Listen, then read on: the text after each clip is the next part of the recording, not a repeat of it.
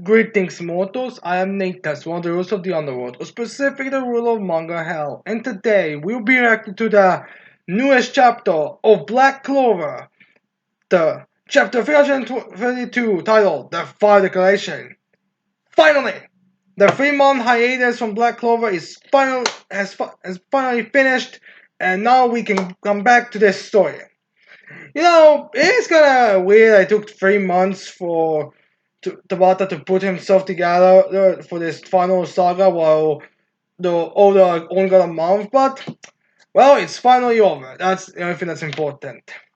And I trust that after those 3 months, Tabata and his actor put their skills together, put all their brain cells to come up with a good, justifiable, and a well-written story.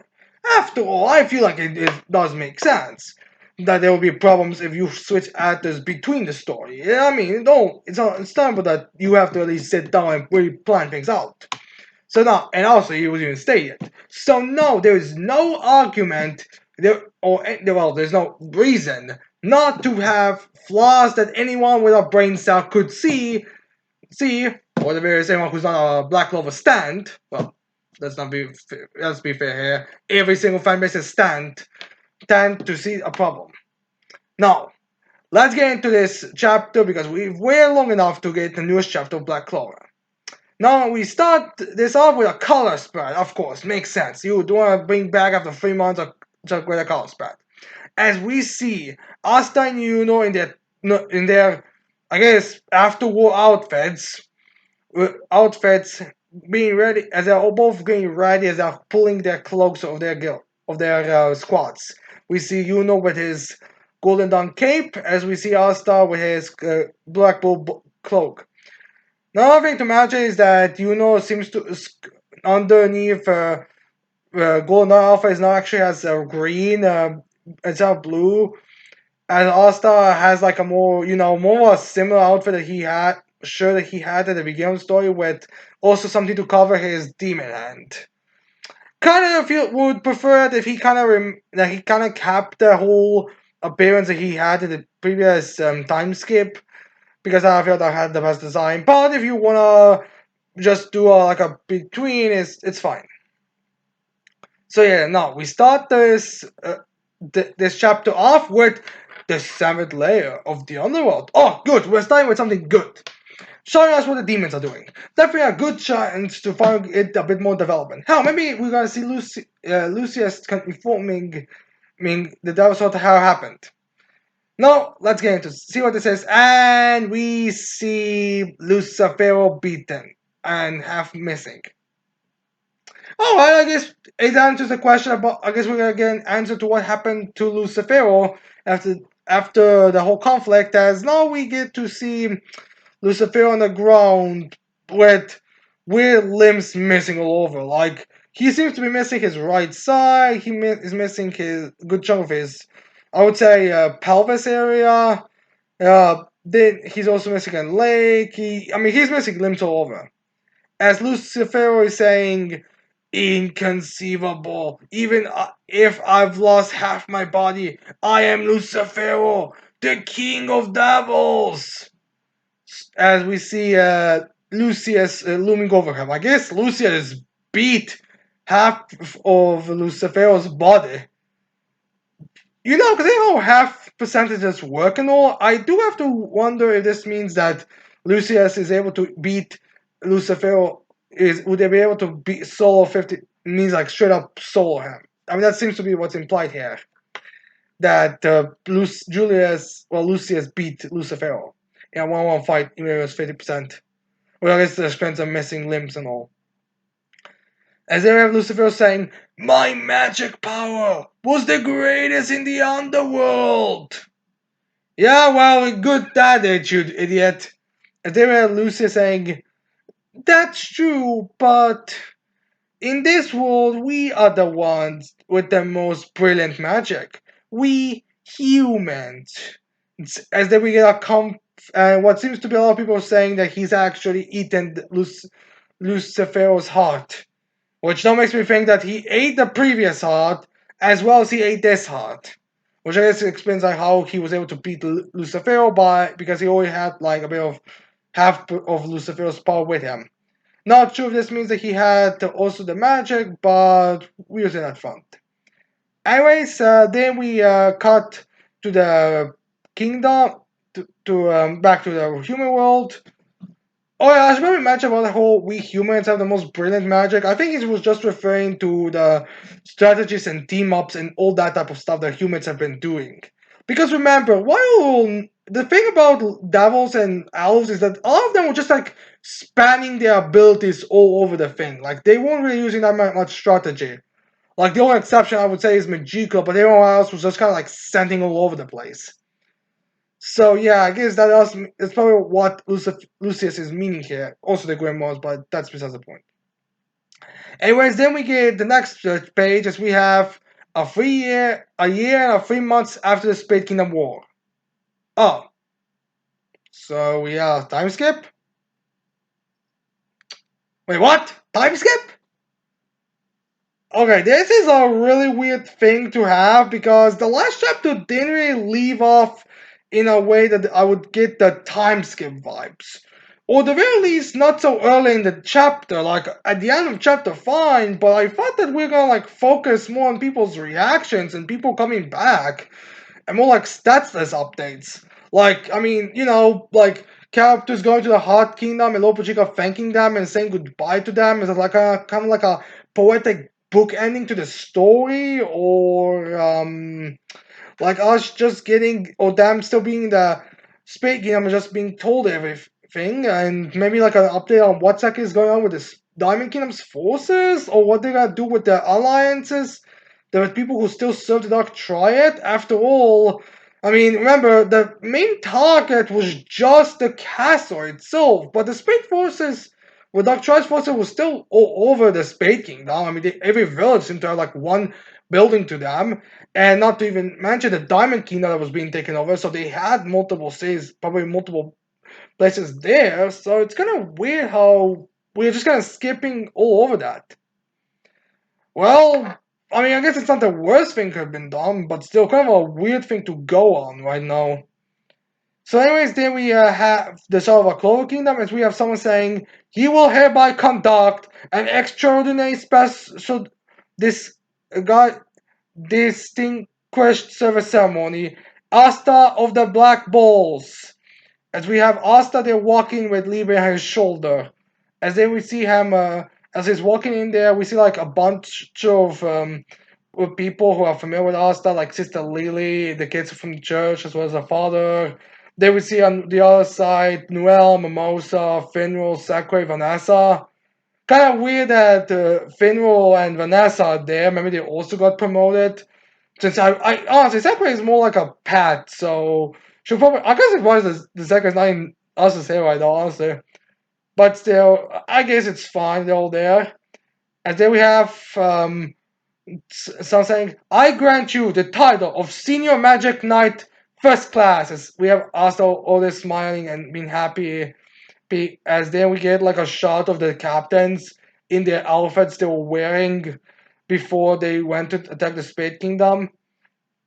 So yeah. Anyways, then we get the dial like with Fugoli actually explaining everything. Is like, I will the devil trial was the prolonged due to Damnatio's disappearance. Unfortunately, that delayed the ceremony. You're found innocent, but some still distrust you because of the devil powers you possess. Wait, what? Wait, are you seriously telling me we're just glossing over the whole devil trial situation?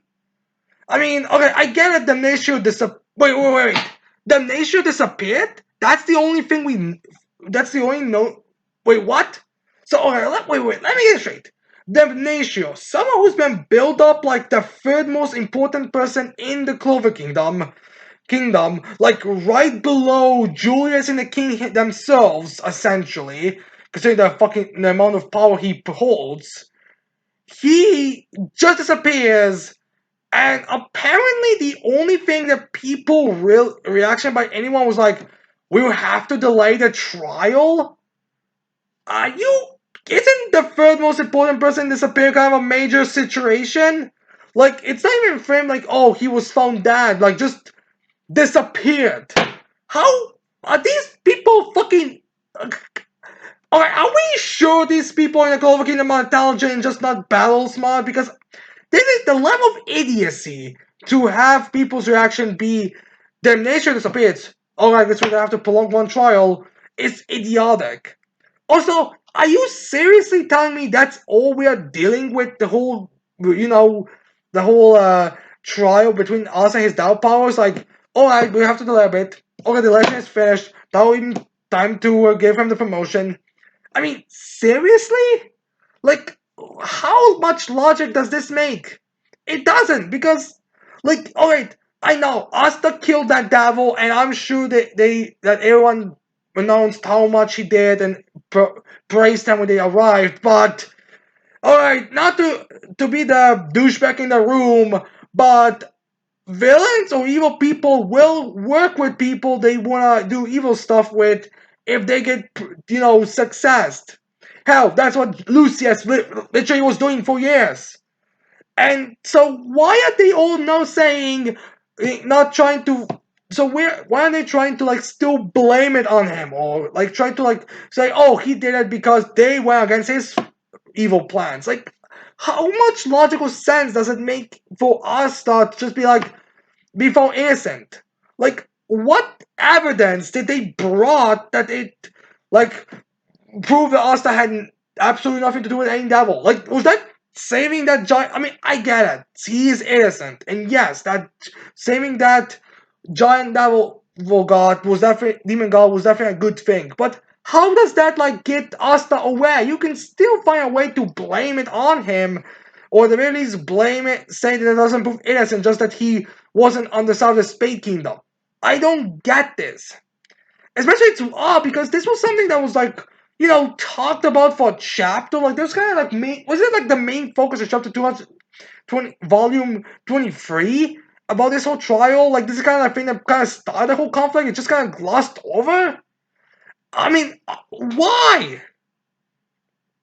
Simon Zephyr saying, even so, your achievement must be rewarded.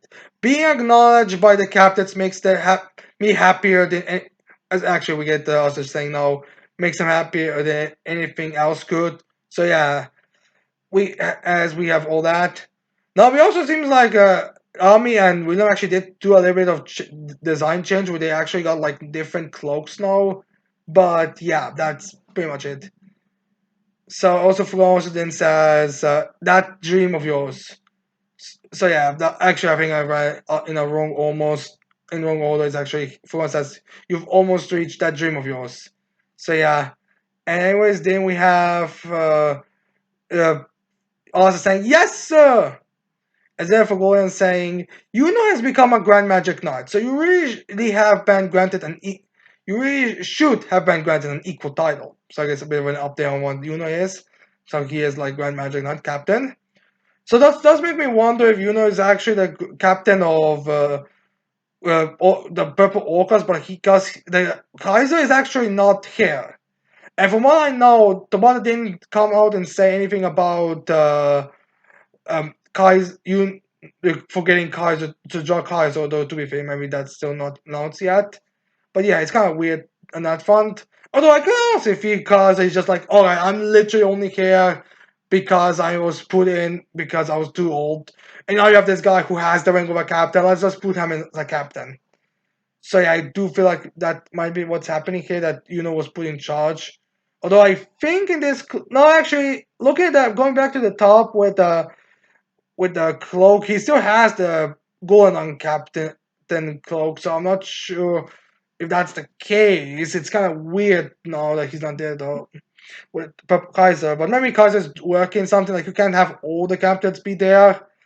I think that usually when these ceremonies are, it's only the captain of the squad that's supposed to be there. That's at least wished upon that the captain shows up with their squads.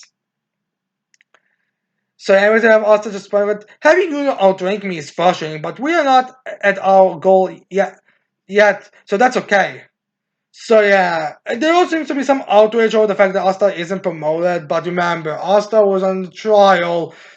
As much as I honestly, I feel like the reason why people are upset about the whole thing about Asta not being the same rank as mostly comes from the fact that we just kind of glossed over the whole trial thing, so it doesn't like even feel finished or complete. Yeah, it just kind of feels like people like, oh, it was so that trial thing had like so quickly finished and not even like a problem, but now it's supposed to be a problem. But but still, Asta couldn't get promoted. Anyways, the ref group be like, "Wah! He broke my record for youngest Grand Magic Night." So he's been a big baby now. As Asta just like easy rail. As then we have Fugon just saying, well, let's mingle and chat for a while. So yeah, now we have the characters just staying there talking. As then we have people interact. Is then we have someone saying, so where do you support the Wizard King's gone? So yeah, I guess this confirms that even after the whole thing, Julius was just kind of, no, like, Lucius was still pretending to be Julius. Uh, and now it's just kind of doing still normal stuff. As some of the characters are saying, he could be indulging his hobby of wandering around in disguise, but who knows? So yeah, I guess that's the thing. Julius was still a thing. So I guess the whole seeing him turn into a child when against a demon god was just kind of glossed over as something else. I don't know. It just feels so weird. So like that's the thing. It seemed the way it's thought like Julius was still doing his stuff. It's just like he was still wandering off as well. So it's kind of weird. I'm guessing the wandering off in this case was just him doing the evil devil stuff. But here it just kind of feels odd that they're not even just not acknowledged at all. Anyways, there we have Asta talking a bit with Fugoya as everyone's kind of unsure as the father's still crying. As then we have Yun saying, Captain Fugoya, I heard they recommend you and Captain Nozel and Lady Meliona as candidates for the next Wizard King. Which is true. I mean, those are the three most likely people. I mean, Yami also, but Yami's personality would be declinable unless I would not want to. As they have Nozel just saying, we all declined the matter is on hold for now. So yeah, maybe this means that Julius is no longer a candidate or no longer in the position of Wizard King, but still has like some kind of hold of that stuff. I don't really know. So yeah, anyways, there for going saying, finding the devils made us painfully aware of how little strength we really have. Although my sister may just feel it's too much trouble. Which is true. Melina, even if you told her, Melina doesn't give me the vibe like she would want to be the wizard queen. Like, you can say, oh, she's buff and all, but let's be real, her personality is really not up to the task. Like, even for goal, like, remember, the wizard king isn't allowed to, like, constantly go into battle. Like, remember, in, volume, I think it was 9 or something, like, when the Diamond Kingdom generals came invaded, Julius could have gone there and fight, but most like you have too many business to deal with paper and that stuff. So can't really work here. And Fugola did pretty much nothing against anyone that fight against the Spain. All like he was one of the least contributing members. Like Nuzal Oz is the only one of the three who actually I would go with for the Wizard King, but I guess Nuzal doesn't want to do it either. Again, I feel like it's kind of like a cheap way to remove a couple of their rivals if I'm not being totally honest, because let's be real here, outside of Zelfago acknowledging us as a potential candidate, there was never really anything development there. So I guess it's kind of just lost over. The reason why Fugoli and Nozel aren't gonna be doing anything to become the Wizard Kings for Austin, because they don't want to do. It's kind of a week. Anyways, there we have Fugoli saying, for both the Spade Kingdom and the Hard Kingdom, recovery is in sight. Peace is gradually coming to the continent, but we can't be careless. So I guess that's the acknowledgement of the whole Spade and Hard Kingdom. So yeah, I guess the Hard Kingdom and Spade Kingdom are being starting to recover. Alright, question. Wasn't the Hard Kingdom, in terms of damage, just having a couple of their villages being damaged and a few of their people? So I don't really think they should be just now starting to recover or stuff like that.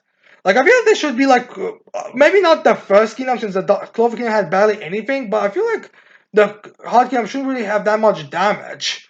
As for Space Kingdom, yeah, there were. I'm assuming there was a lot of damage and a bunch of the Space Force and all that, but it's not really going in detail what happened exactly. Also, there's no mention of the Diamond Kingdom. So that's weird. Like the Diamond Kingdom was finally like the one that probably got like the most shit beat of it, but it's like not mentioned at all. There actually is a bit of some people saying that there might be a bit of like. Okay, I read somewhere that on Reddit that apparently Tabata in a MySpace account confirmed what happened to Diamond Kingdom. The Diamond Kingdom is in a way dead because the Diamond Kingdom either joined the spade or went into self-imposed exiled. But I was being informed as well that Tabata doesn't have a MySpace account. So that's not the case. Although, considering how little we actually get of a statement and considering the sources in story, I do have to question that's truly not the case. But I guess for now we just have to assume that there is peace. Not sure exactly and anything. I guess it was unreal that it just again kind of feels like we're glossing over everything. So as we have the Blackpool base moving as Fugua says, even now we are detecting devil-like activity in the outlying regions of the Clover Kingdom. Yuno and other members of the Golden Dawn and the Black Bulls have experience with them, so they are going to investigate.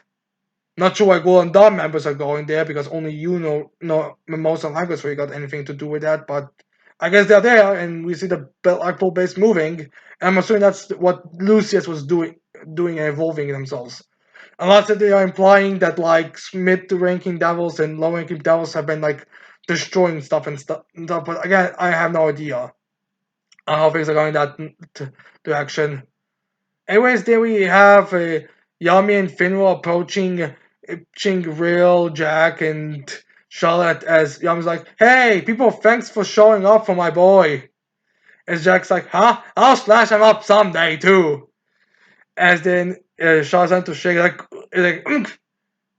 ka uh, ka. As then we have I think Charlotte saying Carlo Bruch. As then we have Charlotte, I mean, like running out of the building, like I mean, like boom. And then they're like, "Huh?" And then we have Yami being like, "What's up with Charlotte? She's been like that all year, ever since we got back from the Spade Kingdom. Did I screw up somehow?" It's like eating things. So yeah, I as it feels like, huh?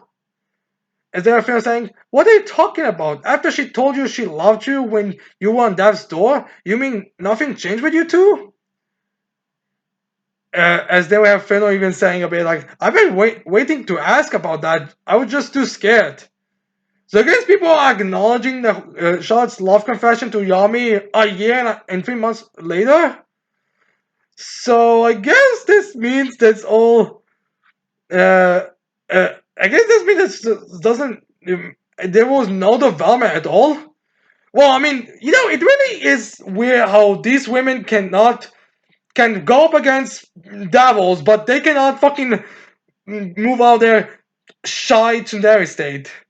Is there Yami looking at funeral as it feels like, what? Am I that? And I was like, nature's calling. As there we have Yami is sitting as the thinking to herself, huh? What's that? About Charlotte's got a thing for me? And then he's on the toilet and like, right. Yeah, right, huh? Wasn't she basically allergic to me? Her weird reaction to affection? Well, that's really confusing.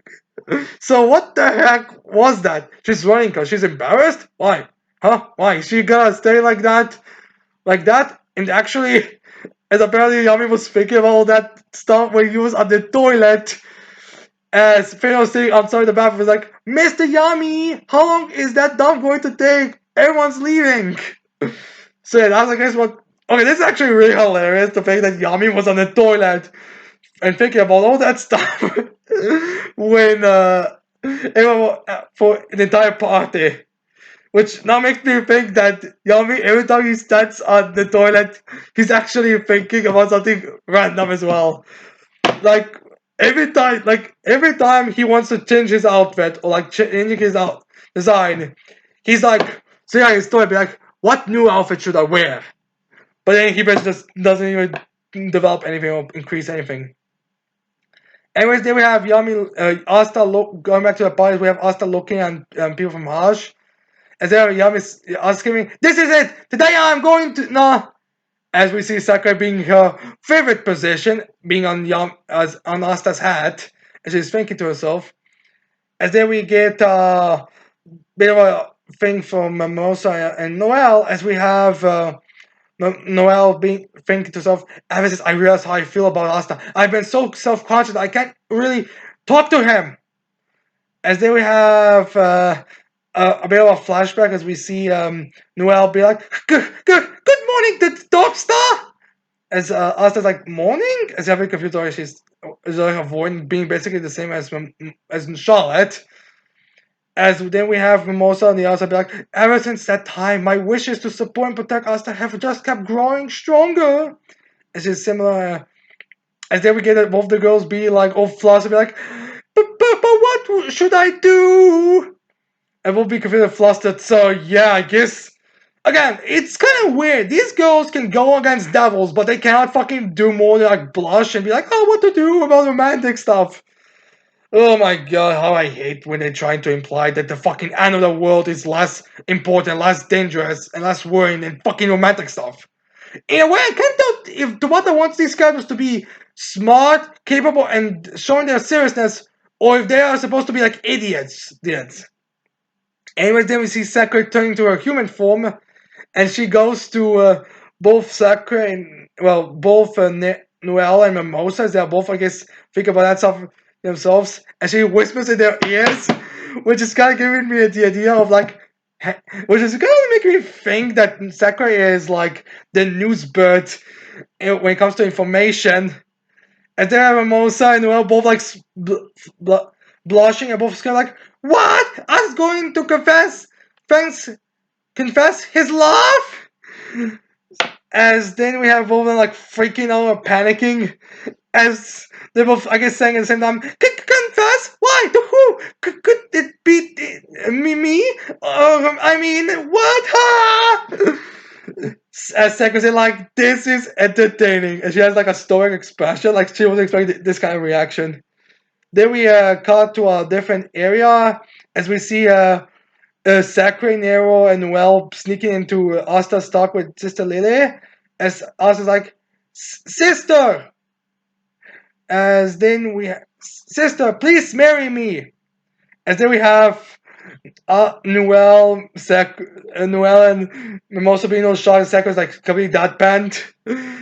As I guess, which is weird because Asta has been asking to marry her all the time, as now Asta is like saying, I'm 18 now. This is the last time I propose to you. I swear I'll make you happy. Please say yes. As I guess she wasn't expecting this kind of more mature way, Asta to ask her in this more mature way.